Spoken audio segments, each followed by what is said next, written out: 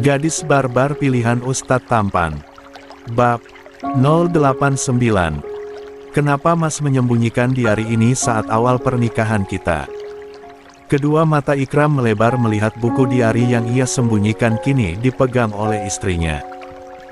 Dia ingin merebut tapi tenaganya masih lemah. Bahkan tubuhnya kini sakit semua. Ada bekas gigitan di tangannya yang dia yakini ulah istrinya. Kembalikan, kamu jangan membukanya, Zaujati. Mas lupa, sekarang Mas akan membuangnya, pinta Ikram dengan nada memohon. Ada raut wajah kepanikan di matanya. Begitu jelas oleh Yulia. Membuangnya.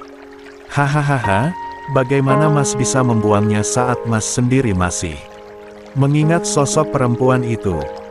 Yulia mundur lalu membaca lembaran kedua dari buku diarinya dengan senyuman sinisnya. Selain senja yang aku sukai, aku sangat menyukai jingga. Warna merah yang bercampur kuning itu mampu menghipnotis mataku. Membuatku merasa nyaman dan tentram ketika menikmatinya. Jingga yang datang dengan segala keceriaannya, bertemu dengan senja, yang menurut kebanyakan orang mengandung kesedihan di baliknya. Senja dan jingga itu diibaratkan kita berdua. Saat itu senjaku dengan mata indahnya seperti menyorot kesedihan, aku datang sebagai jingga dengan keceriaan untuk menyenangkan senjaku. Senjaku terlihat bahagia saat itu. Aku semakin menyukainya. Senjaku, tahukah kamu jika langit senja tak pernah iri hati terhadap siang ataupun malam, meski durasi yang dimilikinya hanya sebentar. La mengajarkan kita arti keikhlasan, tentang bagaimana caranya tetap terlihat, meskipun tak memiliki waktu yang banyak. Seperti waktuku bersamamu yang begitu singkat, namun penuh makna. Senjaku, kamu sosok pria yang aku cintai untuk kedua kalinya. Maukah kamu membuka hatimu pada jinggamu ini? Satu hal yang Yulia sadari di lembaran kedua, dia sadar tulisan indah itu bukan suaminya yang membuat tapi perempuan bernama Jingga, perempuan yang melihat sosok pria di bawah langit senja dengan sorban yang menutupi kepala hingga mata tajamnya saja yang terlihat. Hahaha, begitu romantis sekali, ejek Yulia setelah membaca lembaran kedua. Walaupun sebenarnya hatinya terluka. Sepertinya saat di Kairo suaminya menikmati momen indah dengan cinta pertamanya. Berbeda denganku yang tidak bisa mengungkapkan perasaan cinta ini dengan kata-kata. Pantas saja Mas tidak bisa melupakan masa lalu Mas dan menyimpan buku diari ini. Sosok Jingga begitu kuat memberikan perasaan cintanya ini lewat kata-katanya padamu. Sayang, bukan begitu.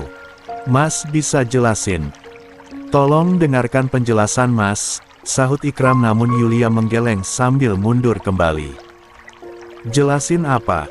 Jingga sosok masa lalu Mas.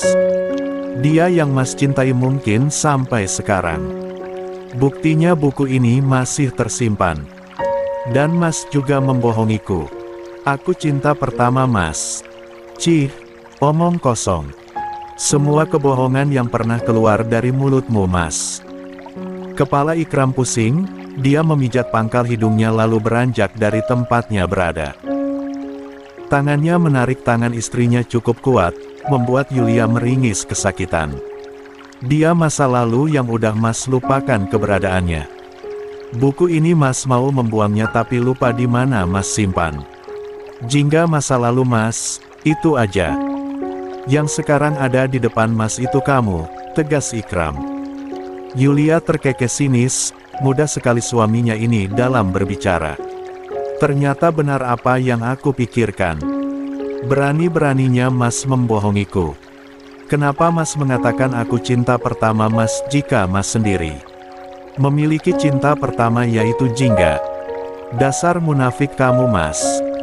Berkata-kata manis padaku supaya aku mencintaimu, dan sekarang lihatlah. Ketika kebenaran terbongkar, Mas enaknya menunjukkan ketidakbersalahmu itu. Padahal kamu yang salah di sini. Hati kecilnya entah kenapa mengatakan ia menyesal memberikan cintanya ini pada Sosok Ikram yang baik di awal, jika di akhir akan menyakitinya. Jingga masa lalumu. Jika dia terlupakan olehmu, kenapa memanggil namanya di saat aku ada di sisimu? Perempuan yang memakai piyama itu menyentakkan tangan suaminya lalu berjalan ke lemari. Dia akan berganti pakaian dan segera ke asrama. Ia tidak mau menemui suaminya lagi. Hatinya sesak akan fakta ini. Masa lalu memang selalu menjadi pemenangnya. Saat Yulia akan berbalik ke kamar mandi, tiba-tiba tubuhnya harus terbentur dada. Bidang suaminya yang entah kapan sudah ada di sana. Kenapa tidak mau mendengarkan penjelasan Mas dulu? Sedikit aja Yulia. Ikram, dengan nada memohon. Tidak sudi. Aku sudah mengetahui semuanya. Kamu hanya membaca 2 lembar, belum sepenuhnya. Jingga memang masa lalu Mas. Tapi kamu berasumsi sendiri Mas mencintainya, faktanya tidak sesuai dengan apa yang kamu pikirkan. Rasa pusing semakin menyerang Ikram, dia seperti ingin pingsan tapi dia harus tahan. Istrinya ini, ia harus menjelaskan semuanya. Kenapa juga buku diari itu dapat istrinya temukan di saat ia tengah sakit seperti ini? Pembohong. Munafik. Enyahlah dariku. Aku akan pergi daripada sakit hati akan kebohonganmu, Buff. Yulia memukul perut suaminya menggunakan lututnya. Tentu saja perbuatan itu membuat Ikram jatuh ke bawah lantai sambil memegangi perutnya. Jika saja dia tidak sedang jatuh sakit, mungkin rasa sakit yang istrinya berikan padanya tidak akan sesakit ini. Yulia, kamu benar-benar. Geram Ikram menatap istrinya yang menuju kamar mandi. Kini Ikram marah terlihat otot-ototnya yang mencuat akan kelakuan istrinya. Masih memegangi perutnya, Ikram mengikuti istrinya ke dalam kamar mandi. Dia melihat istrinya tengah membuka piyamanya itu. Berjalan semakin dekat, dia mendorong pundak istrinya ke dinding dekat wastafel, lalu mengurung dengan tubuhnya. Bisa tidak dengarkan penjelasan Mas sebelum kamu emosi terus lampiasin amarahmu? Itu, Yulia. Sentaknya. Yulia diam sambil berusaha menggapai gamisnya yang kini berada di tangan suaminya. Yulia, oh Reta Nazira, Mas bilang sekali lagi. Bisa tidak? Ikram sudah habis kesabaran. Kedua mata Yulia terpejam saat nada tinggi suaminya terdengar lagi. Dia menggigit bibirnya dalam-dalam lalu memeluk tubuhnya. Entah kenapa ia takut akan wajah merah suaminya yang marah padanya. Aku ingin pergi ke asrama. Ini sudah malam. Aku gak takut. Lebih baik aku pergi daripada berada di dekat Mas. Aku muak lihat pria munafik. Yulia. Apa? Yulia menatap berani mata hitam suaminya. Ingin sekali dia meninju wajah tampannya ini tapi ia tidak bisa. Ia sudah kelewatan telah membuat suaminya terluka akan pukulan dan gigitannya tadi. Apa kamu kira aku tikap? Kedua mata Yulia melebar saat tiba-tiba bibirnya dibungkam oleh suaminya. Namun Ikram tidak peduli akan rasa sakit yang istrinya berikan padanya. Ciuman Ikram tidak kasar, tapi begitu lembut membuat Yulia akhirnya lemas dengan pukulan yang mulai melemah. Bahkan kedua kakinya kini tidak sanggup menopang tubuhnya membuat Ikram mengangkat tubuhnya dari depan. Lepas. Pinta Yulia dengan napas terengah-engah. Dia marah, kesal, benci. Bercampur menjadi satu. Kenapa hatinya bisa selemah ini? Ikram sangat tahu meluluhkan api yang membara di hati Yulia. Dan sekarang apinya itu mencair karena sentuhannya. 25 menit kemudian Yulia dibawa keluar dari kamar mandi dengan kondisi yang sudah lemas, lalu Ikram baringkan ke atas ranjang. Diam Yulia. Ikram membungkus tubuh istrinya dengan selimut tak lupa melilitnya agar istrinya itu tidak bisa kemana-mana. Ikram mengambil buku diari milik seseorang di masa lalunya yang sudah sangat lama dia lupakan, namun setelah melihat diari lagi ingatannya seperti kembali akan kejadian saat di Kairo. Tidak dipungkiri melihat diari ini membuat bibirnya tanpa sadar tersenyum. Dia bahkan mengelus sampul buku di mana bayangan dirinya dengan jingga di padang pasir begitu indah terlihat. "Sudah berapa tahun kamu pergi, Jingga?" gumamnya pelan. Melihat senyuman suaminya menatap diari tersebut membuat perasaan Yulia terluka. Ia ingin memaki suaminya, bisa-bisanya dia tersenyum seperti itu, seperti membayangkan masa lalunya dengan perempuan bernama Jingga. Ia tidak terima. "Kamu kira aku akan luluh karena perbuatanmu, Mas?" "Enggak. Menjauh dariku dasar pria brengsek." Pikiran Ikram teralihkan seketika. Menatap istrinya yang kini berusaha memberontak, namun ia telah melilit tubuhnya dengan selimut seperti seekor kepompong yang sedang terjebak. Lihatlah sekarang Yulia tidak bisa memberontak, dia hanya bisa membalikan tubuhnya ke kanan ke kiri. "Ah, lepas," raungnya. "Mau Mas sentuh kamu lagi atau diam?" tanya Ikram memberikan pilihan lagi. Yulia terus berteriak tidak peduli. Dia bahkan memaki suaminya dengan wajah merah padam karena marah. Pria yang hanya memakai celana pendek itu naik ke atas kasur lalu mengurung istrinya di bawahnya. "Seperti kamu menyukainya. Apa kamu tidak tahu Mas sekarang ini sedang menahan diri untuk tidak emosi karena kamu terus memaki Mas dengan bahas tak sopanmu itu?" "Aku gak peduli. Lepas." "Dasar suami gila. Munafik. Brengsek." Kedua tangan Ikram terkepal kuat. Mungkin karena ia sedang sakit, hatinya merasa sakit akan kata-kata umpatan istrinya padanya. "Jika kamu seperti ini, mana bisa Mas menjelaskan semuanya di saat kamu emosi, Yulia? Seperti kamu benar-benar ingin Mas melakukannya lagi." Ikram memberikan sentuhan lagi membuat tubuh Yulia panas akan kemarahan di hatinya walaupun ia tidak bisa bohong tubuhnya menyukainya. Dia akhirnya diam dengan tubuh bergetar menahan amarah. Bahkan bibirnya sengaja ia tutup rapat-rapat agar makiannya tidak keluar lagi. Melihat istrinya yang diam membuat Ikram duduk di samping istrinya yang masih terlilit oleh selimut lalu mulai membuka buku diarinya kembali. Nama perempuan itu Jingga, seperti namanya dia penyuka langit senja juga langit Jingga. Dia adalah putri dari pemilik restoran saat Mas bekerja jadi koki di sana. Waktu itu, Mas udah cerita padamu jika Mas pernah jadi koki di Kairo, Mesir sama kamu. Kami berdua bertemu di padang pasir saat Mas sedang jalan-jalan di waktu sore di mana senja datang. Mas ingat jelas wajahnya di bawah cahaya senja saat itu. Dia menuliskan semua kisahnya saat bertemu dengan Mas hingga akhirnya kita saling mengenal dekat, apalagi abinya dekat dengan Mas. Mas kadang diajak makan bersama di rumah nih, itu tidak perlu diceritakan. Tapi Mas dan Jingga memang dekat. Setiap sore Mas pasti selalu melihat senja dengannya. Kedua tangan Yulia terkepal kuat, dia begitu marah pada suaminya.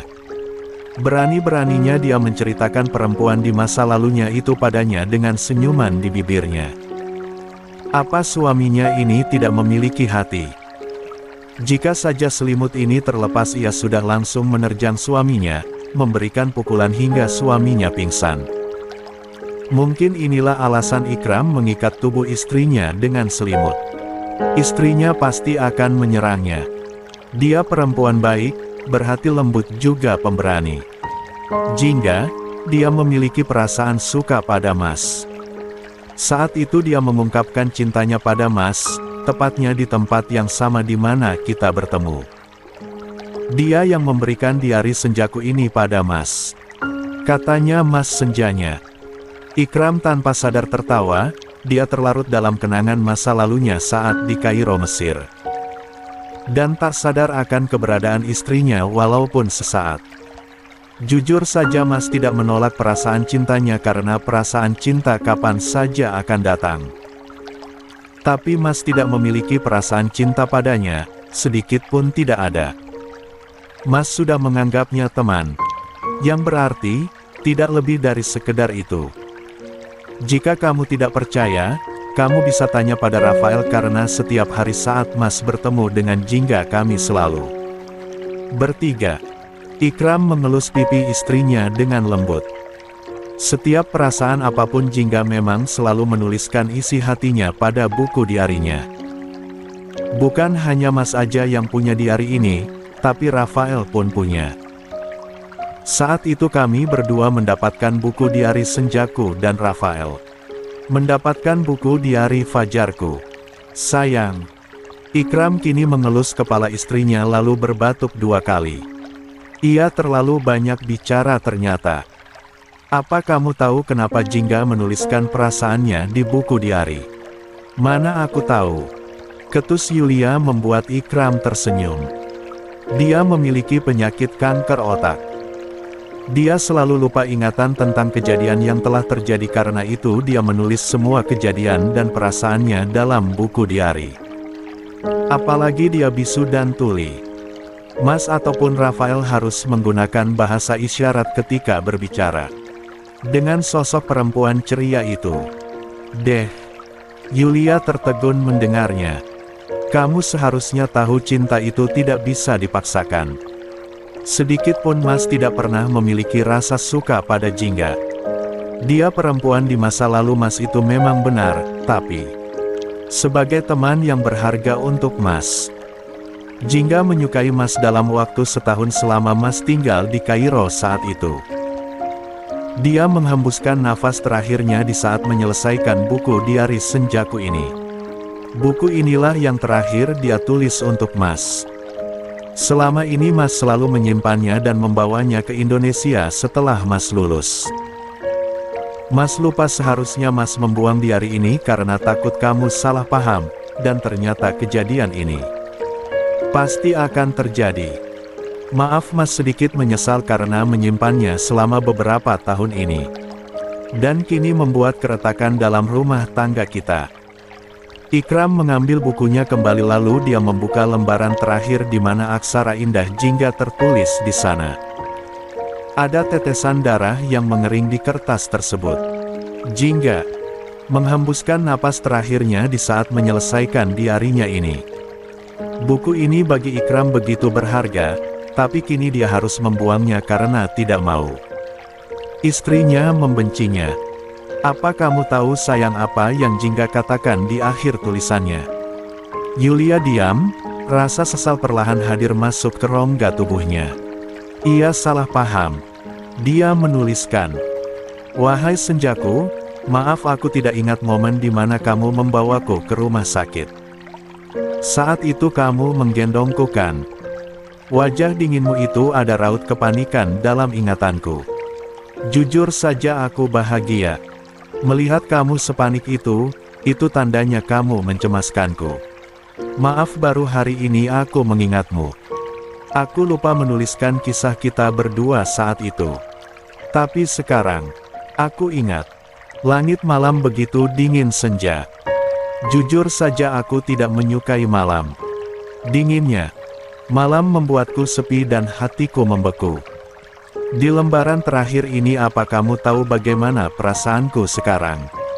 Aku bahagia tentunya karena telah menyelesaikan diariku ini untukmu. Ini diari terakhir yang aku tuliskan. Untukmu. Cinta memang tidak bisa dipaksakan sekuat apapun aku meluluhkan hati bekumu itu. Tapi aku bahagia untuk waktu 12 bulan bersamamu Senjaku yaitu kamu Ikram Fahiri. Al-Husain, tentu waktu bersama Fajarku juga. Allah begitu baik memberikanku waktu 12 bulan untukku merasakan kebahagiaan. Kini, kisah kita telah usah. Aku mengukirnya dengan kisah happy ending, Senja. Mengapa happy ending padahal akhir kisah kita tidak bersama? Mungkin itulah yang kamu pikirkan. Senjaku, tidak semua happy ending itu harus bahagia bersama. Aku bahagia dengan waktu 12 bulan ini, itu sudah cukup menjadi akhir happy ending untukku.